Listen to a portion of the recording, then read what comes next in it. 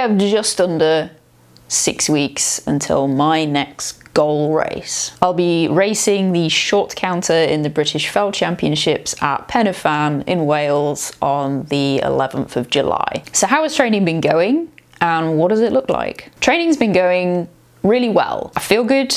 My legs feel pretty good despite the fact that they've clearly got a lot of cumulative fatigue sat in them now. And I've been much more consistent than I have ever been at any point in my life previously with my training volume. Some quick stats: I've now strung together 7 weeks in a row of 100 kilometers a week, which is massively more than I've managed previously. My previous record was 3 weeks in a row of 100 kilometers, which I managed over the winter training block for the half marathon. So 7 in a row is obviously a huge improvement on that. And in May, I ran the most mileage I've ever run in 1 month with 443 kilometers. So huge boost in training volume and training consistency. And I'm really pleased with that. And I can feel the benefits of that already, even though I'm still, 5 weeks off tapering my volume down. However, I'm under no illusions that this means the Fell Champs will produce some kind of ridiculously incredible result. If you're not familiar with fell running as a sport, it is pretty niche. So although you don't have to achieve an entry to get into a championship fell race, you don't have to meet a particular standard. There's not necessarily criteria aside from you being a member of the FRA and a member of the relevant country or countries involved in the championship. The standard is still really high. You have to be pretty fit anyway to do fell races, and the championship fell races are always the hardest ones. Fell races are split up into different categories to indicate how difficult the terrain is. So when you're looking at a list of upcoming fell races on the FRA website, they might have letters next to them that will say like AL or BM or AS. If there's a letter A there, it means it has the most elevation gain for the distance compared to other races that might be listed as B or C. And the champs races always have an A in their categorization. So Pen y Fan, the one I'm running on the 11th of July, is about 6 kilometers and it has 600 meters or thereabouts of elevation gain in it. So it's going to be really, really hard. You've got to be pretty fit to want to take that on in the first place. The people running that race will be pretty much the best on offer. I am not going to be competitive in that field. I know that.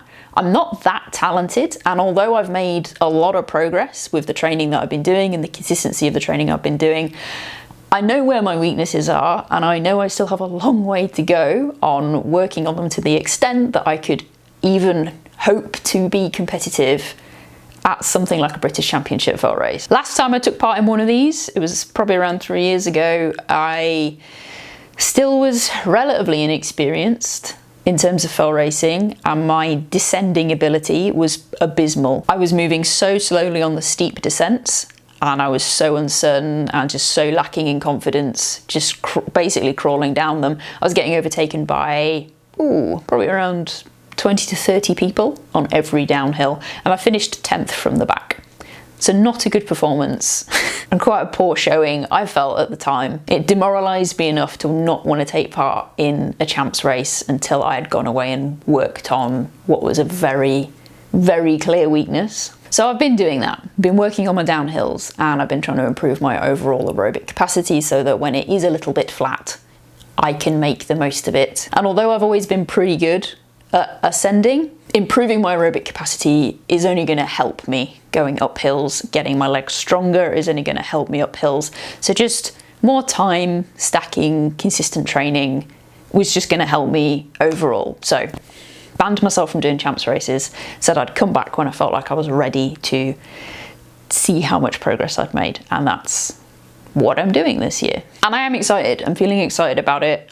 I'm looking forward to testing myself, to seeing where I'm at. Although I have some local race leagues that I can use to kind of like roughly gauge my general fitness improvement, and although I can do fairly well in those local races, we're talking people from all over the country and people from the highest standard coming into one race. So it's going to be different from a local trail or fell race. And while around Sheffield, there are some very good fell runners and some very good runners in general, so I do get a reasonable idea of where I might place in a bigger race because the standard around here is so high. You can't guarantee that the best people are going to show up to the same local races I show up to. So really, I'm not going to have a clear idea of how I might do until I get there. And I'm fine with that. My plan is to be ready to turn up and race it as hard as I can on the day. As long as I can show up and just leave everything out there with no question that I could have done any better, then I'll know where I'm at and I'll know